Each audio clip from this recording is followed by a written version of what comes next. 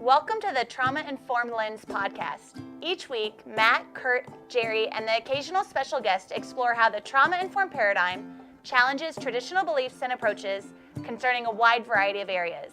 This podcast addresses psychological trauma in an educational manner and is not designed to replace mental health treatment. If anything in this podcast makes you feel uncomfortable or anxious, please talk to a mental health professional. Welcome, friends, to episode 22 of the Trauma Informed Lens podcast. I'm Matt, and I'm back here with my good friends, Jerry and Curt, for our 22nd episode. We're getting up there in numbers, fellas. So today we're going to talk about a really important topic, and one of the more powerful effects of trauma, especially if we don't get the support and healing that we need, and that's the results of shame and just the general sense of unworthiness. And I know Jerry and Curt share similar experiences to my own work and just seeing how devastating trauma can be on somebody's conception of themselves as a human being, and how if we carry that shame around or that sense of unworthiness, it can have a lot of long-term negative impacts, not just on our psychological health, but eventually our ability to achieve educationally, and then later on in employment, family situations, and others as well. So very powerful topic we're going to cover today. And as always, we start out with our bright, shiny objects of the week. And these are just areas, if you're new to our podcast, that we're fascinated with this week. And so, Curt, let me start out with you, man. What have you been thinking about, reading about this week? Recently, I became involved with a small nonprofit down south of Denver that does therapeutic writing for individuals with developmental disabilities. And I really enjoyed being involved with their organization and how much people from diverse backgrounds care about other people, especially those that have less than they do. And so I've been involved with this group, which spans a wide variety of people, from real estate agents to traveling salesmen to therapists to management of large organizations, and everybody trying to do everything that they can to make sure that people's needs are met, both people who are a part of the organization and people who are served by the mission of the organization. So that's been a real bright spot, I think, in the last several weeks, is watching how everybody cares so deeply about other people. It's nice to see. Very cool. And I think it's always great to see it. It's also always it's a hopeful thing for me when I think about getting the information that we try to spread out there, is even if somebody's not a social worker or a teacher or a therapist, there's a lot of people just that care about other people. And trauma's impacted nearly everyone too. So I always, it is always a good reminder to see groups that we don't necessarily come in contact with otherwise, that are really out there doing some amazing work. Very cool. Jerry, what about you, my friend? What's your bright, shiny object of the week? Well, first, I want to, probably my bright, shiny object is the fact that Matt's under the weather and he still finds this podcast so important that he gets up and gets there. So one is, I want to recognize Matt today as one of my bright, shiny objects. Thanks, Jerry. Look at that piece. But the other bright, shiny object is it's my son's birthday today. And so I want to recognize him. And I want to recognize that along with traumatic memories, we also have really good memories that kind of do it, and that anniversaries can kind of activate painful thoughts, but they can also activate really positive, both cognitive things to think about as I think about my son growing up, but also just physiologically what that whole experience was of becoming a dad for the first time, and remembering looking at his face as this little thing that I had a part in creating. So I want to just shout out to him today for and how proud he makes me. Well, let's extend happy birthday from all of us. So now yeah, one of my favorite stories that you told me early on was kind of a parenting story where your children would ask you a question and you'd be like, "Do you need an answer right now? Well, can you wait?" Right. So if you want an answer right now, the answer is no. If you wait for a minute, I may change my mind. And they'd always go, Dad, think about it for a while. That's awesome. And as somebody who's been able to spend a little bit of time around Jerry and his family from time to time, year to year, it's just such a wonderful group of people. So it's been awesome to be exposed to them in little doses throughout the years up on them. So my bright, shiny object of the week is I spent Saturday, Sunday, and Monday basically in and out of consciousness with the flu. You can text me if you want about why I should have got a flu shot and that this is all my fault and I'm paying for that. But one of the things I was doing to just as I was going in and out of consciousness was I had my NPR One app on, and I always I enjoy it. I don't listen to it nearly enough because if you're not familiar with NPR, it just sort of shuffles different podcasts through. And one that I found was from Nashville Public Radio called The Promise. And it's a limited time. They're on episode 3, and I don't know how many they're going to go for, but it's not a continuous one, so you can catch it from the beginning, but really looks at people's lives in public housing. And they're looking at I've been in Nashville a few times working with housing providers, Catholic Charities, Safe Haven, and the healthcare for the homeless providers there. And so I got to know the area pretty well over the years, and they're looking at a housing complex. There's been the traditional kind of public housing scenario, but it's in this area, I believe, of East Nashville that's just exploding. And so you have this, what's been kind of the forgotten, neighborhood in a lot of ways is now becoming an incredibly great piece of property, and how that's changing things in the community. And it just, if you're not familiar a lot with the struggles of folks living in those kind of situations, it's a great narrative sort of version of learning that you can do there. And, for us that work in housing a lot, it's just a really great reminder of some of the struggles of the day-to-day folks that we're working with as well. So The Promise by Nashville Public Radio, just another really great podcast out there. So yes, check that out. And before I get coughing again, I'm going to throw out our first question. So Jerry, let me throw this your way. Of looking at it, and shame is often talked about alongside trauma. So I just kind of wanted to start us out. What is shame, in your opinion, and how does it kind of manifest itself? And those that you've worked with throughout the years, how have you seen this manifest itself in the folks that you've worked with? It's a really interesting question, because over time, shame has had many different meanings to kind of look at the people, right? And to start with, in simplest is, it's a very negative internal state that people have to deal with. And that if you kind of look at the work of Alan Shore and kind of thinking about it, that shame is a developmental process that we go through in terms of our socialization, in that he talks about very much so that when we move from this first year of life, when our needs are being met to do it, and we start to get involved with the world, is limits are set on us. And that quickly moves us from a positive affect state to a negative affect state. Right, so he describes that as that shame, but what he also talks about in a healthy relationship, following that kind of drop to this negative affect state, is there's a repair process.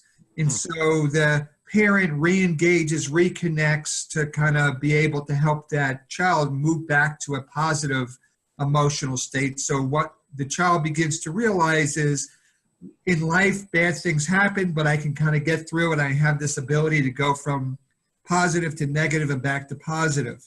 But in situations where this overwhelming experience occurs, this high level of internal distress occurs without the ability of another person to help regulate that and restore that positive sense, the individual begins to, in some ways, identify that experience connected to their core beliefs about themselves.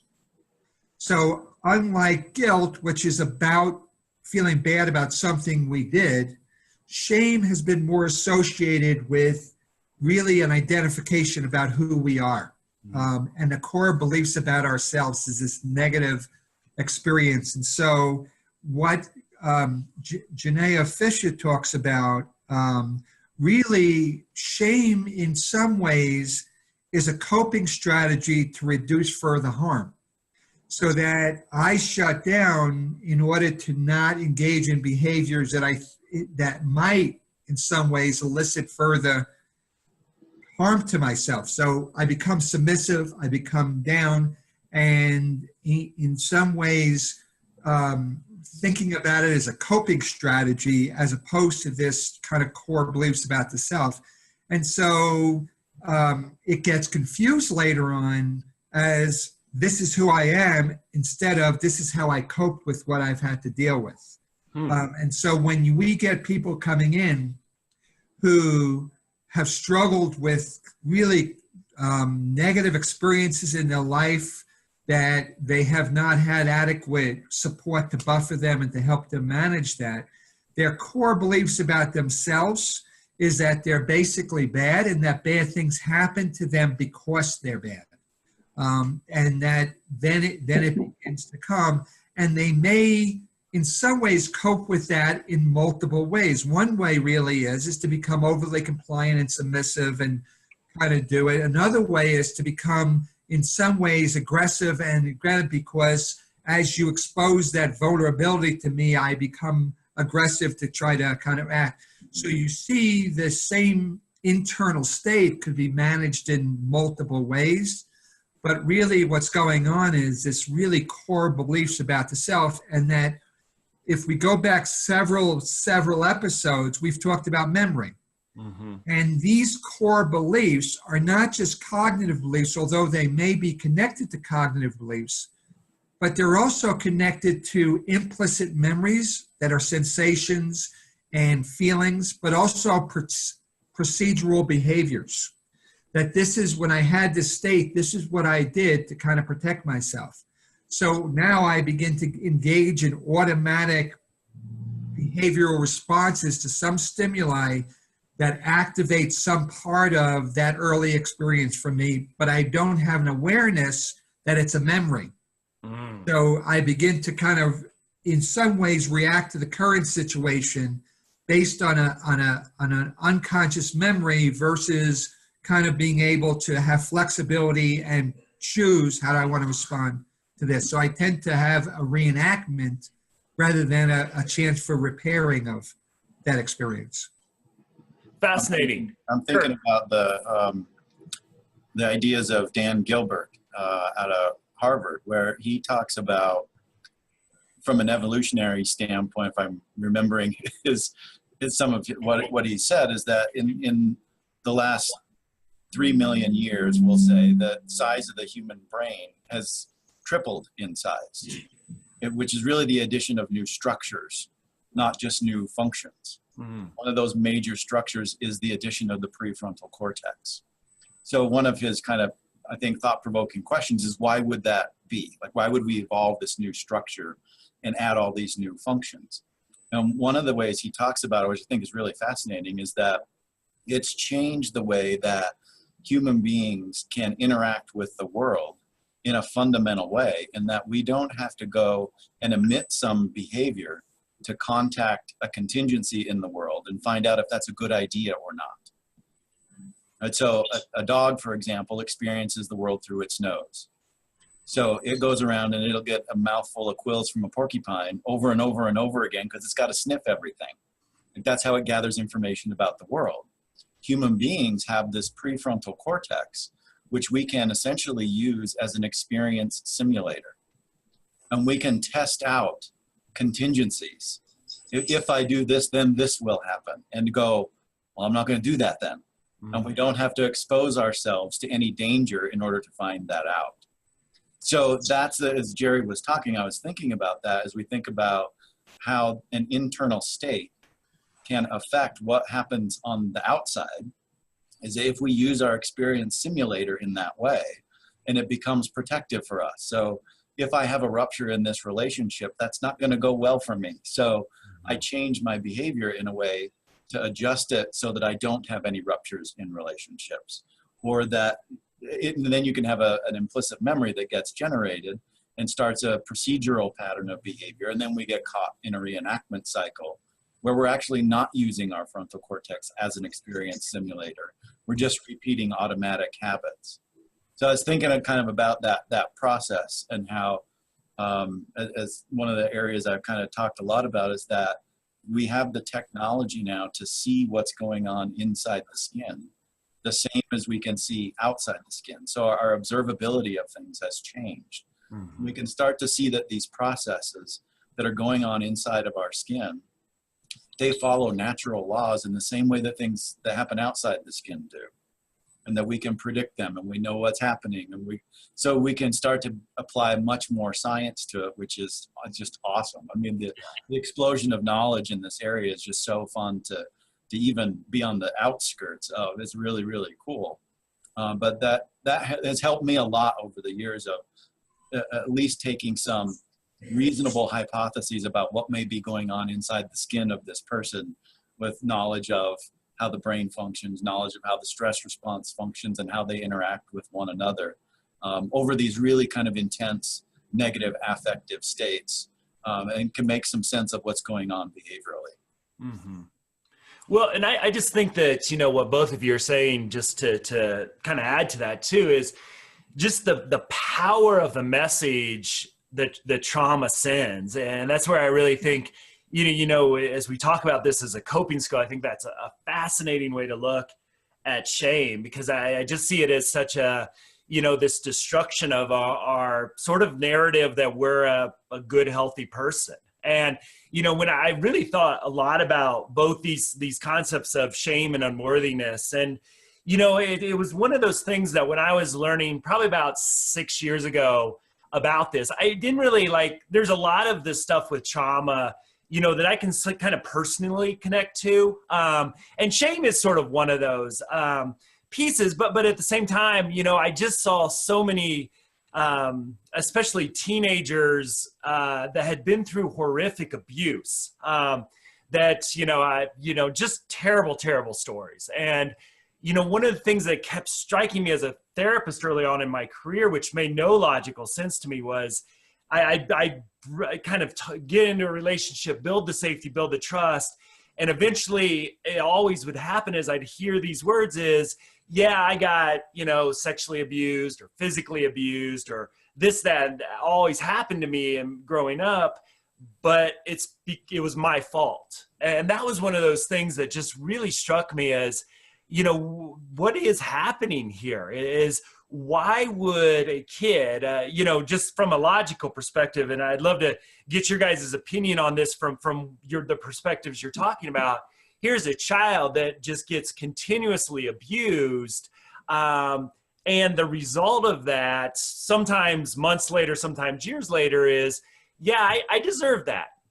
Or that was my fault. And so I understand that as a coping skill, but I kind of like to get from both of those perspectives is, why psychologically would this benefit us in any given way, shape, or form? You want to respond, Curt? Yeah. I mean, I was thinking of kind of a couple of stories that I've experienced with some clients. And one I thought of was a young woman who was 16 when I knew her, grew up in inner city Los Angeles, extensive trauma history. Anything you can imagine, it happened. And I remember talking to her one day about heart rate. And I was, of course, talking about something I didn't expect to get different information. We were talking about a topic of heart rate and her stress response. And what I got was a clue about the narrative that she had created as her brain, the frontal part of her brain, put a story to what was happening in lower areas of her brain. So we were talking about how when her heart rate is a certain level, that's hyperarousal versus hypoarousal, and that would lead to her interpreting things as threats in the environment. So we're kind of going through this discussion, which is really kind of educational in nature. And she said that she was telling me about that part of the music that she really liked was very, very intense, angry music. And so we started talking about why that was. And she said, at the end of kind of a long discussion, she said, well, you know, I worry that if I don't listen to music that activates me, I'll be depressed. So she had put a narrative to what her body had shifted in terms of her homeostatic state, right? She had an elevated heart rate all the time. And so for her to come down, that meant she was depressed. And she had then put a story to that. And that all the events that she had gone through had really led her to be a depressed person. So she was always trying to kind of counterbalance that thought and that narrative that she had put to it, that I'm a depressed person, and so I have to do things to actually make myself stay hyper aroused to not be a depressed person. And that kind of goes with what you were saying about it. It shifts from, I feel guilt about something that I did and I can tie it to something that I did, to this is who I am. And then it became very much ingrained in how she acted and responded to things on a moment to moment basis. So I think that's really an interesting kind of observation to kind of look at that. I guess, Matt, I'd like to turn the question back to you, or to you, Curt, and put it in a different way. Rather than saying, why would somebody who went through that feel like it's their fault? I'd like to ask the question for you to think about, and maybe the listeners to think about, is how might being in control of something that's uncontrollable make you feel safer? Right? How, if shame is a way to protect ourselves, how might moving from this powerless, helpless place to some place where I felt like I changed it in my mind that I had control over be a survival technique? Yeah. Yeah. I mean, the conclusion that I've kind of come up with a little bit over the years is that, you know, I don't know when, if ever, a child demonizes their parent in some ways. I mean, so much of this abuse happened at such young ages, and with a lot of my clients, it's such an extreme. They still needed food from that parent. They still needed it. And again, this can get counterintuitive for someone who might be bringing us pain, but they needed love from that parent. And sometimes the same parent who abused them was capable, again, not in the way we want to talk with the secure base of attachment, but to provide them some love. And so, you know, there was this, I saw this over time as I have to take control or the shame on myself, because I still want that person's love. And I still need that in a very sort of intuitive, human way. And that allowed me to stay engaged. And I got maybe some of my needs met through that pain and suffering that they also inflicted. So that was sort of my conclusion on some of that. And I think that's a really powerful question, Jerry. Mm-hmm. Right? And so, you know, you think about even, you know, some clients who have been through abuse and kind of out of control, they become very perfectionistic, right? Yep. So when you think about perfectionism, it really is, in some ways, a superstition that if I do all these things and put a period on everything and that I'm safe. Right. And it's also a hypervigilance that something might go wrong. Right? So it's this coping strategy that has developed to make the person, it creates all sorts of problems, but it also makes me feel safer than I did when I was too little and too overwhelmed to be able to take care of myself. Right. So again, is trying, you know, I've said it many times, is how do we help our clients begin to honor the coping strategies that they've developed in order to survive, but then to differentiate the coping strategies from who they are. Yeah. There's both of those processes that have to kind of go on, Right. to kind of looking at. I mean, you're making me think of two kind of lines of research, even in the behavioral field, about some things are verbal and some things are not. Mm-hmm. So if we take it all the way back to a very nonverbal brain, I mean, the job of the brain in many senses of the word is anticipation, an effective anticipation. So in that sense, control is really important to the functioning of the brain. Even the illusion of it is very important to the brain. And I mean, one of the fun experiments early on in behavioral literature was with just doing a schedule of events called fixed time, where this was done with a pigeon, actually, where every 30 seconds, food was presented. And then the pigeon actually in this experiment started to organize its behavior around a 30-second event. Very important, as if what the bird did had some effect over whether or not the food was presented or not. It didn't. It had nothing to do with it whatsoever. But the bird's behavior organized that way. And that's a completely nonverbal species that does that. Eventually, they added to that kind of preparation that a light came on right before the food was presented. And pretty soon the bird started to adjust its behavior as if it controlled the light coming on.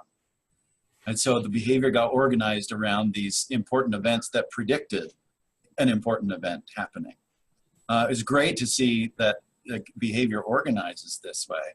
And when we then add this layer of complexity of the human brain on top of that very primitive function of being organized by important events, then we put stories to it and it gets real complex real quick. And that's a lot of what I found we would hear when we sit down and we talk about how people are acting, what their experience is every single day, is we hear the language that's put on top of this very kind of primitive function of the brain, and how our behavior gets really organized in those ways.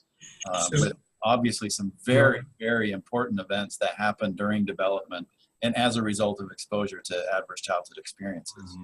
So you just raised a really important therapeutic point, is that even at the level of a bird, the body is having experiences that it wants to get control, that it's not a cognitive process, it's a physiological process. Right.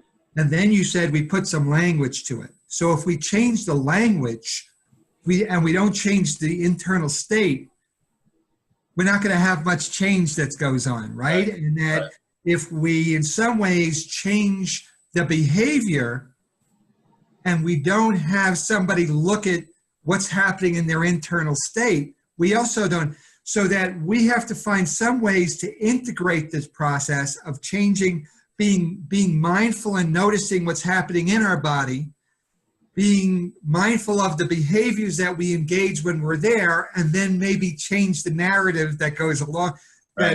Any one of those interventions is not adequate to make the kind of change that we're kind of looking for in trauma work. Yeah. And the repetition it takes at each one of those levels is a lot. Right. And that was one of the things with this topic again early on, is how deeply in some ways these experiences of shame and unworthiness are held by folks. And, it's nothing that at least most, again, working mostly with teenagers, but also adults, you don't necessarily get this on the intake form.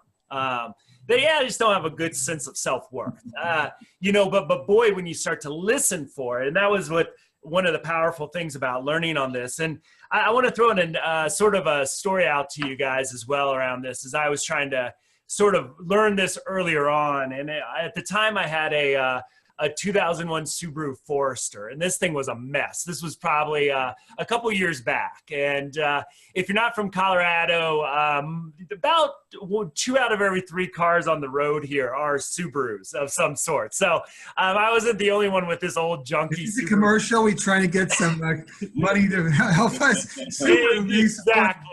Exactly. And if you know Subarus, they just keep starting. So even those things like the bumper was falling off, the thing that held the window in was falling. I mean, this was like, I was racing this car to 200,000 miles. That was the hope for this car. And one day I went out and I opened the driver's side door, and the speaker just plopped out of the door, like hanging there like somebody's eyeball out of socket. And I'm like, well, that's interesting. And I remember looking over at the passenger side door, and it had like a little plastic thing holding the speaker in over there. I was like, okay, well, there must have been something on this door at one point. So I looked around and I couldn't find anything. I figured I got called up to Subaru heaven. And so I was thinking in my head, I was rolling through it. It's like, okay, what would it cost to fix this? And, I was like, I'd probably take it into the Subaru place up at the little town.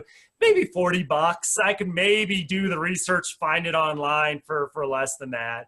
And it's like, is this worth it? And before that kind of cognitive thought resonated, I found myself walking into the house to get the duct tape to put another piece of my car back together with duct tape. And while I'm not comparing any human being to my 2001 Subaru Forester, one of the things that as I was learning this about trauma and this happened, I was like, oh, wait a minute. This is why a lot of our folks have internalized this sense of shame or unworthiness. It's sort of how they see themselves as well. And it was a really powerful piece that if I don't see myself as a being of worth and of value, why would I do work to succeed in school? Why would I go to that job training, especially if I have a history of some failure in my background? And it really, that event with my car, was fascinating, as it wasn't worth me spending $20 and 20 minutes online. And I just started to see so many of my folks that I've worked with who get stuck sort of, again, in some of the similar mindset. Again, it may not be a conscious kind of way of thinking, but why would I work on this if I don't have any confidence I can succeed, or I don't think I'm worthy to live any kind of better life than I've lived in the past? So to follow your metaphor of your Subaru, there's people who come into your office with their fenders hanging off and their pieces, and their internal state kind of, in some ways, you could say very clearly, wow, I get why you're so feeling bad about yourself, right? Mm-hmm. But there's people who drive up in a brand new Subaru, but they have tape on their speakers. Mm-hmm.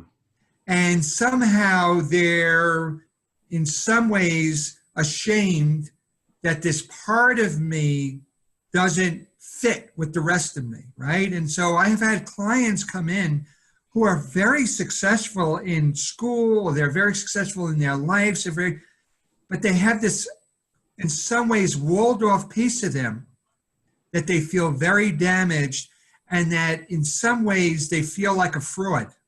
That if somebody really knew me, if somebody really saw me, they know that this was just kind of an outside cover on it, and really inside I'm really bad. And so shame shows up not just in people who are homeless or who are in some ways in child welfare. Shame is something that people walk around kind of hiding and protecting and walling off, which is why the other reason people might say is, I'm doing really well here, and to kind of work on this piece of me that feels so bad, I'm scared I'll lose all this other stuff and I'll fall apart, right? To kind of do it. So I'm scared that if I really start to open up, I can't drive around in this make-believe new, Subaru too. So shame is something not about what we achieve or what we do, but it really is core beliefs about ourselves that are really important to kind of understand. So you could have one of your clients come in with shame, and they're disheveled and they're doing it, but something they do touches some piece of us that we have shame about. Even though we're at work and we're in power and we're doing, and we've got to be able to hold our own pieces, not just our clients. Yeah, interesting that kind of cluster of symptoms that we'll call shame can drive incredible amounts of success. Like it can be the driver that makes somebody so motivated that they're an overachiever. The same as it can drive someone right into the ground and that, won't do. Great point. Can't Great do point. anything. Sure. To kind of look at that piece, right? So in some ways, that's one of the challenges of doing work with people who have shame is I'm engaged in something that made me feel safe and survive. And now you want to, in some ways, do something that's going to take away, even though it hurts, it's been my protector. Right. To kind of look at back to the ideas of feeling control over something. Right. Giving up that compartmentalization is giving up the illusion of control over it. And that's very, very difficult. It's a very, very difficult task. And in the relationship, it takes a lot of work to get to the spot where I can expose this piece to you and in some ways have you hold it in a way that helps me to feel valued and safe and to kind of be repair. So shame is a very, I've worked with people for a long time and lots of their behavior changes and do it, but their core beliefs about themselves have remain the same. And so over the years, some of the newer kind of trauma sensitive treatments have been really helpful in, you get somebody like Woody Allen who's in therapy for, 25 years so he's still full of shame. And my guess is his shame has drove his work and he's successful. So if he does away with his shame, will he be funny anymore? Right. I mean, kind of like that young woman I talked to about if I get down, I'll be depressed. Right. But if I'm not shameful, I won't be successful anymore. Right. Which is why in some ways helping people honor that piece of them that's protected them and taken care of them. And then the question really is do you still need that piece of you? Yeah. Right? Do you still need that in the same kind of way to kind of look at that piece? Well, and how when we think about helping people out of that state, I think that's an incredibly powerful question, Jerry. How do we help people, sit with that and what are just some, I know we can touch more on this and when we will and later, but how do we help people rebuild that sense of self-worth when the shame and that sense of unworthiness has been sort of a part of who they've been, maybe as long as they can reflect back and think about themselves earlier in life. So how are some ways that we help people regain that sense of worth through their recovery and growth process? Well, just like the rest of trauma, it starts with building a sense of safety. Right? So we always, in any episode we have, somewhere in our talk, we go back to how do we create safety, right? So safety becomes a really important component of that piece. And then what we have to in some ways do is be able to get our clients to a spot where they become curious about their internal states, right? Instead of just engaging in this defensive strategy, how can I begin to both in the container you created in our relationship, but also is to be curious about what's happening inside. And once they become curious, then I have to be able to be outside instead of taking it away or giving them, is to be able to be validating and reflecting of what they're discovering about themselves. So in a way, we're repairing this early childhood relationship by me being able to kind of be there to hold what you're experiencing, but you're curious. So now we're in a communication process together, right? And then once we kind of get that out, then we could begin to, in some ways, begin to have a process where I de-identify with that piece of me, that I feel like this is an experience I had, but it's not me. Yeah. And then I could begin to, in some ways, change the narrative I have about that experience. So that I took what in some ways became a sensation. I have a feeling. I have a different cognitive, so I become more integrated. And if you think about, Daniel Siegel's The Health and Well-Being of Integration, but in the process, I've got to create this process in which I have a different experience with my internal state in the context of an interpersonal relationship that begins to create a different narrative about, and I begin to have a different, in some ways, organizing narrative of how to make meaning of my experiences. Yeah. I don't know if that kind of all fits together, Will. Yeah. While you were talking, I was thinking, Matt, I'd love to get your take on this, right? I was thinking about motivational interviewing. Mm-hmm. I mean, that kind of what, Jerry, the way you were talking about those different kind of phases that we go through, maybe it's my own way of like trying to put some intellectual structure to it, but I'm thinking pre-contemplation, contemplation, action, maybe absolutely back and forth. Yeah. How to like shape, change, talk, how to like go back and just kind of shift your intervention to where the person sitting across from you is on a motivational standpoint or on a regulatory standpoint.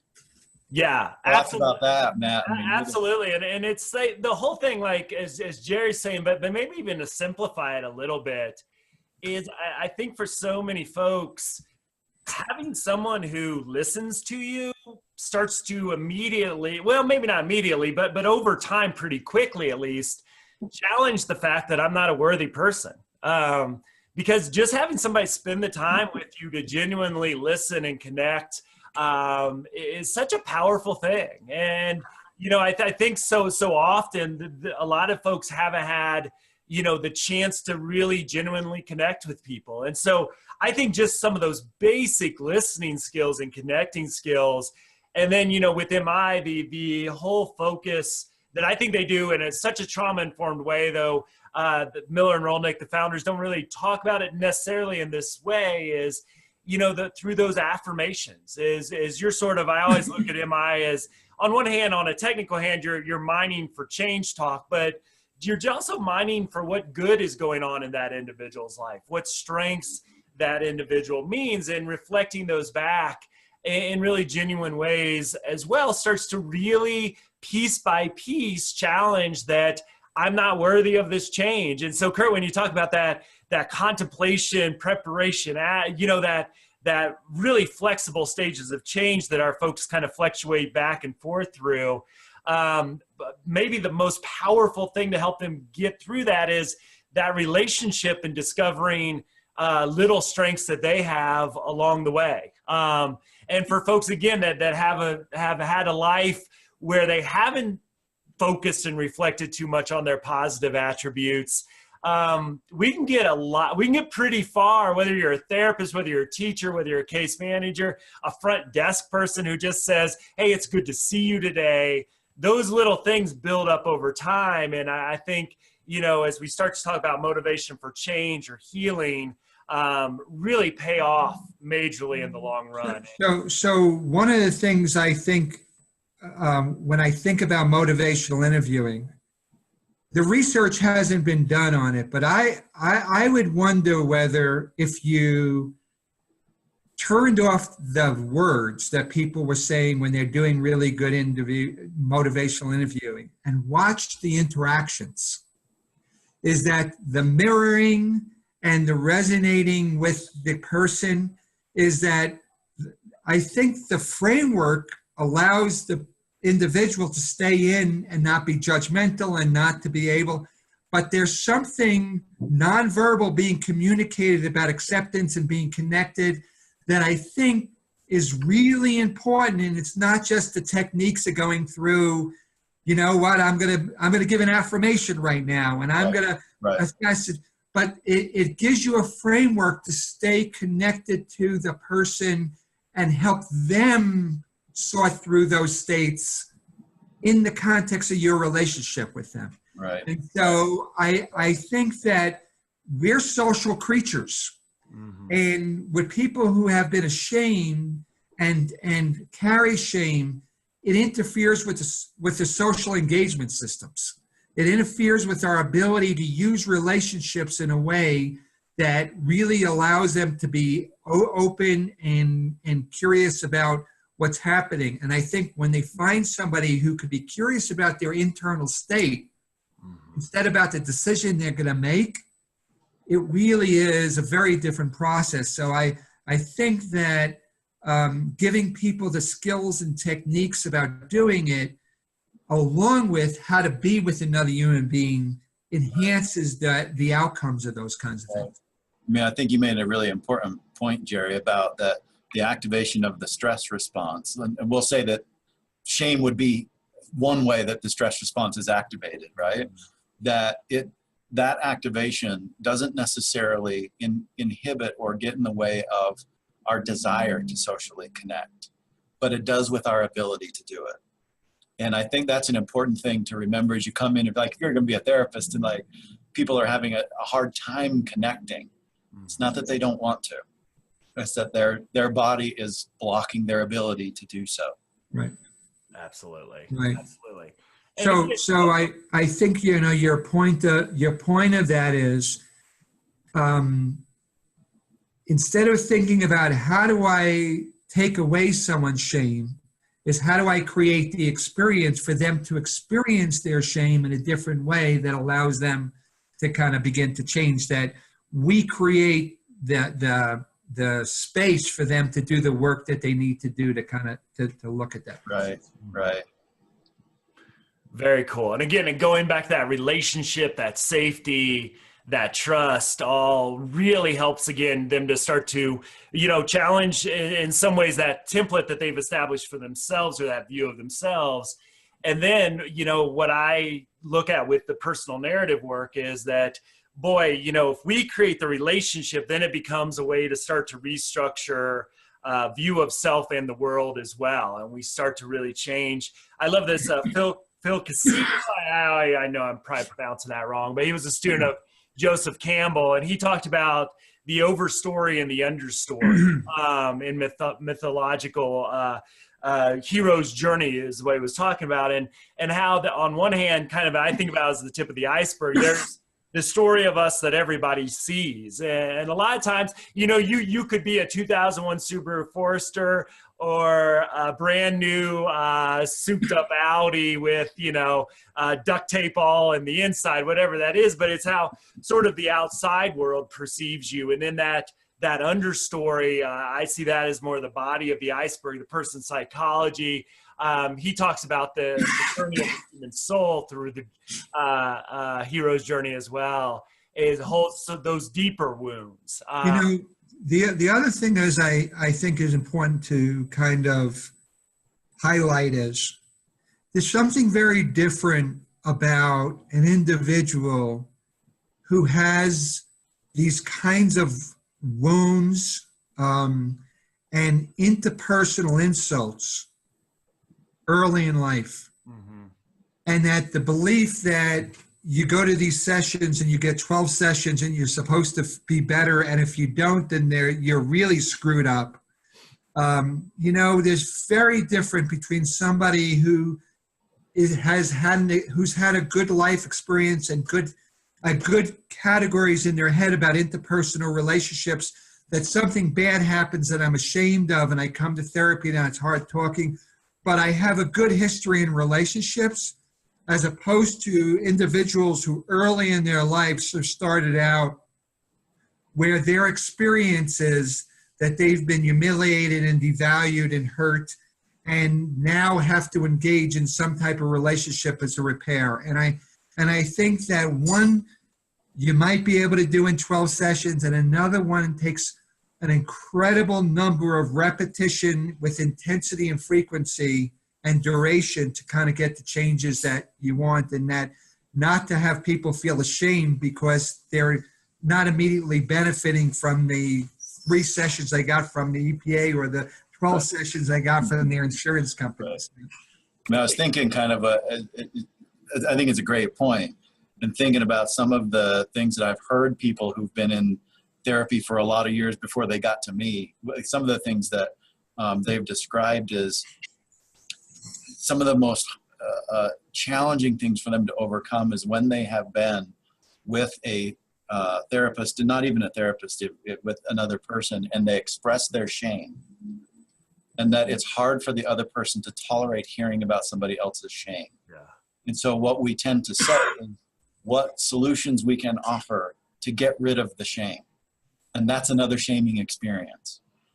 And so that's, I think, Jerry, you made this point earlier, and Matt, you did too with the motivational interviewing, right? That part of what it does is help us to stay engaged for longer without saying anything and with looking for different information other than what can I do to absolve the shame from being something you have to experience and something you got to share with me. Mm-hmm. Absolutely. Absolutely. Shame we don't have more time to talk about this stuff. It is, but this was a great episode. How long have you been waiting to say that, Jerry? There you go. For years. Finally got it out there. That was perfect timing. I feel better now. Good. Well, what a great transition. So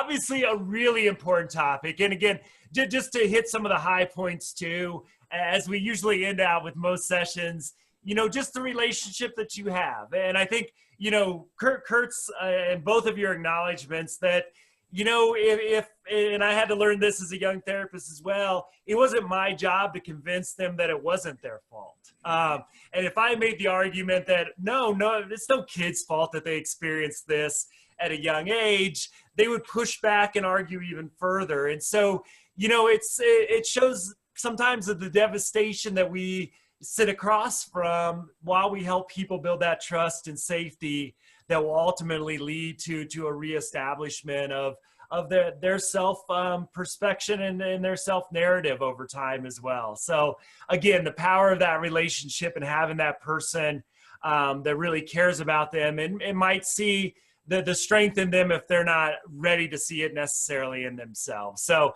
great episode, gentlemen. I just want to put a plug out for next week, episode 23.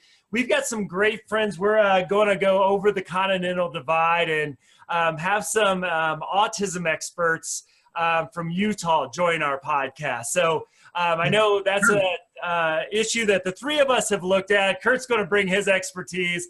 I had some expertise in this like back in 2001, so I won't pretend that that's still relative, but just a population that I've had just a lot of love and, that taught me so very much. So even if you don't necessarily work with the autistic population, please join us for this, because what I've known is, the kids, especially with severe autism that I worked with, taught me so much about all the other folks that I've worked with as far as sensory integration and a whole lot of other things. So we're really looking forward to that. That'll be next week on episode 23. And as always, you can find show notes for this episode, links, resources. If you want to watch me just cough on mute through this video episode, you can find all that at traumainformedlens.org. So Curt, Jerry, thanks for another great episode, and we'll see you all next week. Feel better, Matt. Yep, yeah. Our special episode on trauma and autism. Thank you.